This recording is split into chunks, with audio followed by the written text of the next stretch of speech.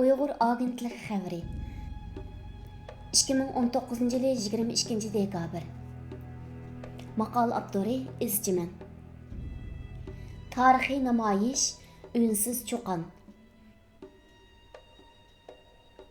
20 dekabr juma kuni Turkiyadagi eng chong jamiyat İHH, ya'ni inson haqlari va hurriyatlari insoniy yordam vaqtining tashkilishida Turkiyaning 66 shahar noyisida ko'pincha juma namozidan keyin, ba'zida shom, ba'zida xubdan namozidan keyinla Sharqiy Turkiston uchun Unsiz cho'qon nomli namoyish elib berildi. Xitoy zulmiga qarshi o'zining bir kishilik insoniy va musulmonlik burchini ado qilish uchun yig'ilgan kishilar har qaysi shahardagi cho'ng jome maydonlarga to'planib, kollektiv namoz qilgandan keyin shahar markaziga ovat ko'chalarni bo'ylab, qo'llarida ko'k bayroq, mash'al, lozunka va rasmlarni ko'targan holda ba'zi shahardagilar 500 metr, ba'zi shahardagilar kilometrdan oshiq yo'lni unsiz holatda besib, oxirgi nuqtaga yetib bordi va axborot vositalariga Sharqiy Turkistondagi ahvollarni tushuntirib, bayonot e'lon qildi. Ma'lum bo'lishicha, Turkiya tavasida bu namoyishga qatnashgan umumiy kishi 100 mingdan oshgan bo'lib, hayajonli manzara borliqqa kelgan. İstanbuldan boshqa cho'ng shaharlarda 2-3 ming, kichik shaharlardami 100 mingda kishi namoyishga qatnashgan. İstanbulda taxminan 15 ming kishi namoyishga qatnashgan bo'lib, eng hayajonli ko'rinish yaratgan. İstanbuldagi eng cho'ng va mashhur jamoalardan biri bo'lgan Fatih jamoasiga to'plangan kishilar Bayazit maydoniga borguncha kilometr saf hosil qilib, yo'lni odam dengiziga aylantirgan. Namoyishga qatnashgan ba'zi kishilar ilgari bundoq ko'p odam qatnashgan namoyish ko'rib boqmaganligini tilga olgan. İHH jamiyat raisi Bülent Yildirim 5 kun burun torda videoluk 3 minutga yaqin Sharqiy Turkistondagi ahvolni tushuntirib, Xitoyga norozilik bildirish uchun namoyish chaqiriq qilgan bo'lib, so'zda Xitoy hukumatining Sharqiy Turkistonda va chet elda zulmga qarshi so'z qilmoqchi bo'lganlarning eg'izini yumdirayotganligini, bu sababdan namoyishni unsiz shaklda elib berishni planlaganligini aytgan. Adolat tuyg'usi bor insonlarning bu namoyishga qatnashishini ta'kidlagan. Ma'lum bo'lishicha, 22 dekabr yana bir qancha shaharda bir qancha partiya va jamiyatning tashkilishida namoyish elib berildi ekan. Jakartada Uyg'ur musulmonlarini qo'llab 100 ming kishilik namoyish o'tkazildi. Uyg'ur agentligi xabari. Maqol avtori Sadaf. 2018 yılı 28 dekabr. Yaqinqi kunlardan beri Sharqiy Turkiston masalasining kun tartibga kelishi bilan dunyoning har qaysi joylarida har xil turdagi faoliyatlar o'rinlashtirilmoqda. Bugun, ya'ni 12 oyning 27 kuni Indoneziya poytaxti Jakartada Xitoy konsulining oldida 100 ming kishilik namoyish o'tkazildi. Namoyishga bevosita qatnashgan Sharqiy Turkiston Milliy Majlisi raisi Si Tomturk apandining bildirishicha, bugun juma namozida Indoneziyadagi jamoalarda Sharqiy Turkiston haqida xutba o'qilgan va duolar qilingan. Jakartadagi Fatahillah jamoasida juma namozining oldida minglarcha jamoatga Sharqiy Turkiston masalasini tunishtirgan Si Tomturk apandi juma namozidan keyin minglarcha jamoat bilan birlikda Xitoy konsuli oldidagi namoyish qatnashgan va har qaysi axborotchilarga Sharqiy Turkistondagi insonlikdan chiqqan zulmni anglatgan. Bu qatimqi namoyishni Indoneziya Islomiy jamoati va shuningdek necha 10 ommaviy tashkilot vaqifiylar birlikda o'rinlashtirgan bo'lib, namoyishga oz deganda 100 ming kishi qatnashgan bo'lib, yo'llar to'silib, bir necha soat qatnash to'silib qolgan.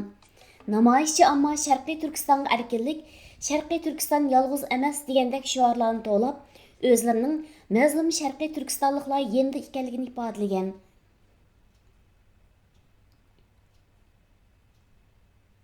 G'azzodagi musulmonlar Uyg'urlarni qo'llab namoyish qildi. Uyg'ur agentligi xabari. Maqol avtori Erdem. 2019 yılı 26 dekabr. 26 dekabr Arabcha oxirgi xabar agentligining xabar qilishicha, Palastin G'azza rayonidagi diniy ishlar vazirati va Palastin o'limalar birligining o'rinlashtirishda Sharqiy Turkistonda chekdan oshgan zulm tortayotgan Uyg'ur musulmonlarini himoya qilish, Xitoyning mollarini boyqut qilish to'g'risida namoyish o'tkazilgan. Namoyishga necha 10 o'lima, imom va xatiblar qatnashib, Uyg'ur musulmonlari tortayotgan zulmlarni aks ettiradigan rasm va lozunglarni ko'tarib, Uyg'urlar toki tegishli huquqqa erishmoqchi bo'ldi qilmaydiganligini bildirgan. Xabarda yana Xitoyning Sharqiy Turkistonni 1949 yili besib olganligi, keyin yil sari Xitoylarni yo'tkab, askar ko'paytib, navbatda Sharqiy Turkistonda g'oyat zo'r lagerlarni qurib, Uyg'ur musulmonlarini lagerlarga qamab, ularning diniy va madaniyatini o'zgartmoqchi bo'layotganligi jonliq aks ettirilib, islom dunyosi va g'arb kishilik huquq organlari bolalar va ayollarni qo'g'dash o'rinlarining sukut qilmasligini talab qilgan. Dunyodagi eng chong xakerlar yig'inida Uyg'urlarning irqiy qirg'inchilikka uchrayotganligi qayd qilindi. Maqola avtori Qor tuproq 2019 yili 16 dekabr. Amerikalik kompyuter olimi Roger Dingildine bu yilgi DEFCON 2019 so'zlagan nutq temasi to'saqqa qarshi qadamda Uyg'urlarning ichinish ahvolini so'zlab o'tdi va Uyg'urlarning irqiy qirg'inchilikka uchrayotganligini alohida ta'kidladi. DEFCON yig'ini xakerlar va sayber dunyosidagi sarxil kishilar bo'lib, necha ming kishi qatnashadigan eng chong yig'ilish bo'lib hisoblandi. Bu yig'ilishga har qaysi davlat va rayonlardan xakerlar, kompyuter mutaxassislari, davlat mudofaa, maxfiyatlik va har qaysi soatdagi kishilar kelib qatnashadi. Roger Dingildine'ning asosli temasi mustabid hukumatlar fuqarolarning uchur erkinligini bo'g'ish uchun nurg'un texnikalarni ishlatayotganligini misol bilan ko'rsatib berdi.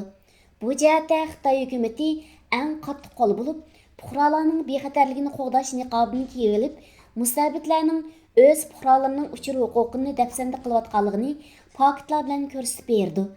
Uning so'zining 2 minut vaqti maxsus Uyg'ur to'g'riliq to'xtaldi. Tövəndikisi Uyg'urlar ustida to'xtalgan qismining tarjimasi. So'zning naq 31 minut yerdan boshlandi. Men shuni ta'kidlab o'tamanki, Xitoyda Sharqiy Turkiston deb atiladigan bir rayon bor bo'lib, Xitoycha yangi o'lka deb atildi. Hozir Xitoy fuqarolari bu rayondagi qarindoshlarni qirib tugatmoqda. Ishlar shu darajaga yetdiki, Xitoylar Uyg'urlarning uyida yetib, ularning ustidan ko'zatchilik qilib ma'lumot yo'llaydi. Ballardan ayirib ularni lagerga solaydi. Ballari bilan haftada biror qatim temir rishotga ayirib turgan holatda ko'rishidi. Ballari bo'lsa ota-onasining nachar bir Xitoy fuqarosi ekanligini vaqirab turib tanqidlaydi. Xitoylar Uyg'ur irqini qirayotganligini ko'rdik. Xitoylar bizga qaranglar, bizda Tor.org, Open.org qatorliq mulozimatlarni ishlasa bo'ldi deydi. Ammo har bir qadimimizda yo'qlang rasmiyatlarni so'rab to'sidi.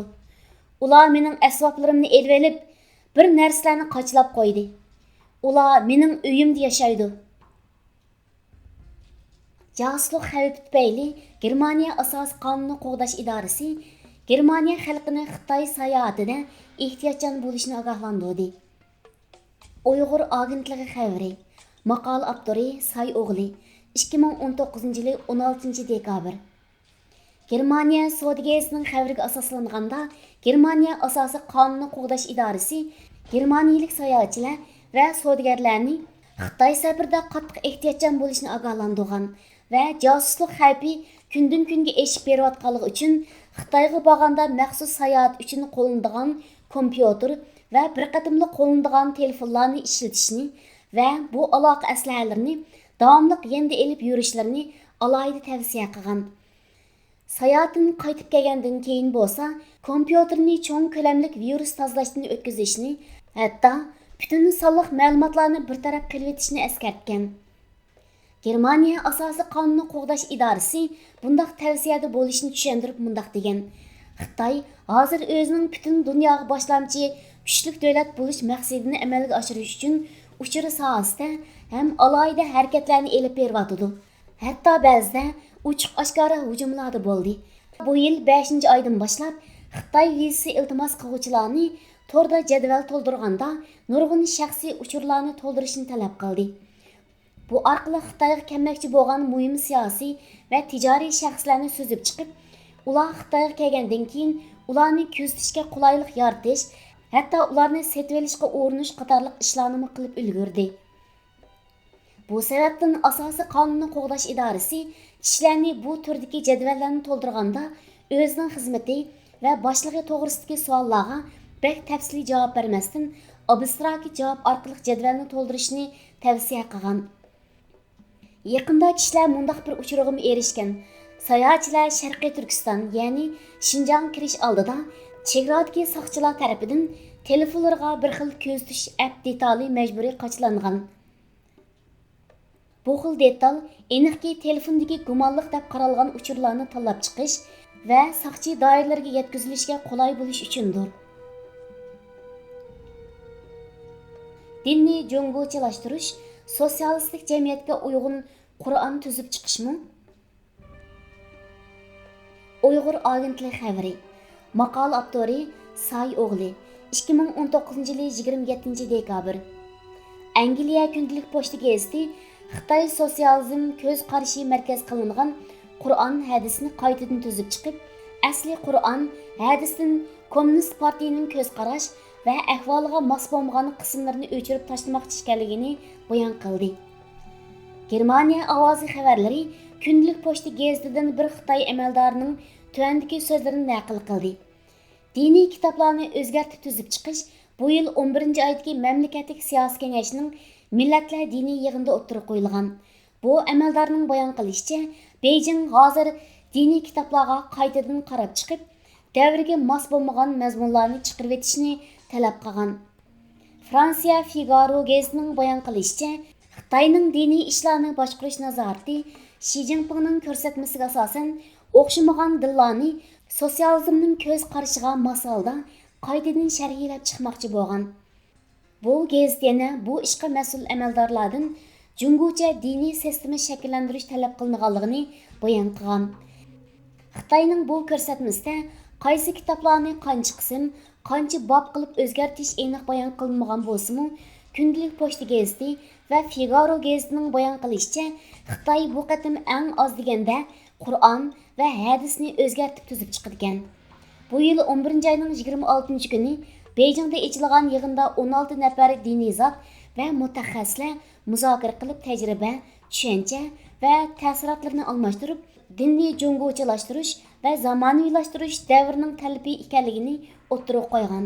Bu qatimliq yig'inga markazning yuqori qatlami rahbarlaridan Wang Yang qatnashgan bo'lib, Shi raisning diniy ishlar xizmatidagi muhim bayonotlarni qattiq o'rganib, jo'ng'ucha zamonaviy diniy sistema shakllantirishni talab qilgan.